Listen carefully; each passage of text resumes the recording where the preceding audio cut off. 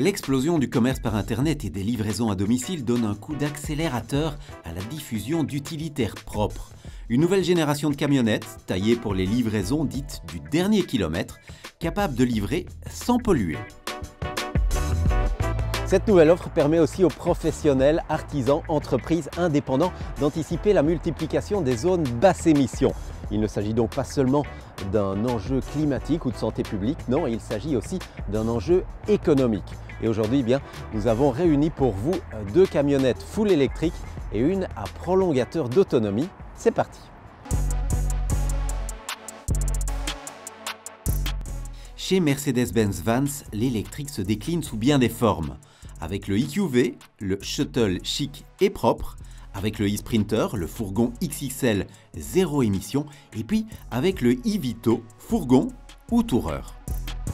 Le fourgon, c'est la version tollée, la camionnette. Le Tourer, c'est la version shuttle ou transport de personnes. Et puis, il y a ce e-Vito, Tourer, mais double cabine, qui mêle le meilleur des deux mondes puisqu'il préserve une banquette à l'arrière au prix d'un petit sacrifice en matière de chargement, mais avec l'avantage de l'autonomie.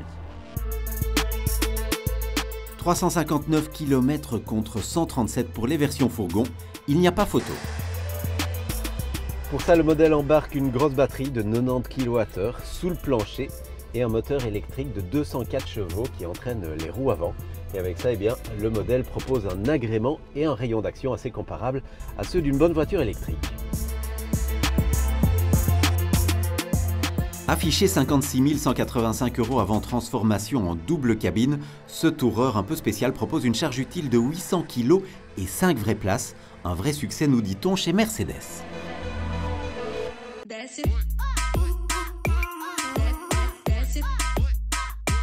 Ceci n'est pas un taxi.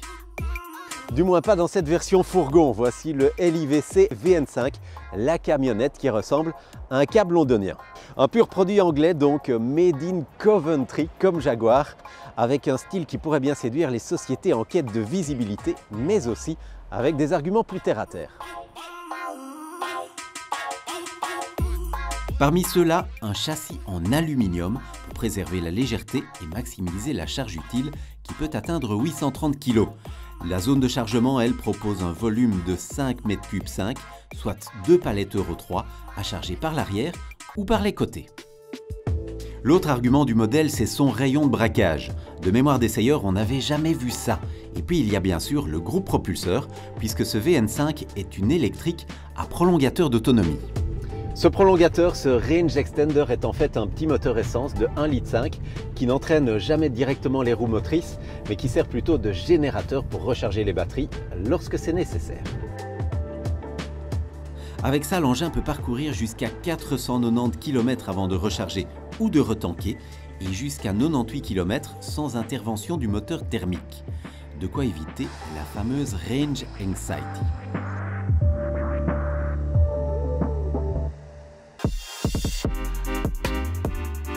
Pour éviter cette angoisse, Ford avait déjà trouvé la parade avec le bien mal nommé Transit PHEV, un transit électrique lui aussi à prolongateur d'autonomie.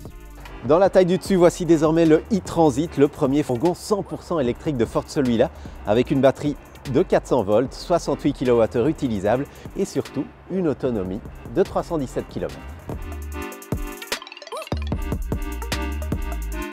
Disponible en 2 hauteurs, 3 longueurs d'empattement, en configuration fourgon, double cabine ou châssis cabine, ce e-Transit propose jusqu'à 15 m3 d'espace de chargement, jusqu'à 1758 kg de charge utile et 25 configurations possibles. C'est le nouveau couteau suisse de Ford, un couteau zéro émission, avec en option ce système, le ProPower Onboard, un système qui permet de brancher scie, perceuse ou n'importe quel outil électrique sans avoir besoin de générateur. L'autre atout du modèle, c'est sa connectivité. L'infodivertissement Ford Sync 4 propose une planification d'itinéraire et une commande vocale avancée.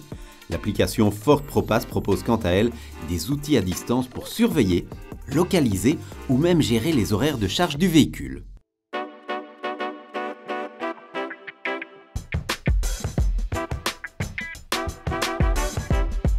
En voilà en tout cas 3 qui montrent la voie Et si l'avenir de l'utilitaire était lui aussi électrique ?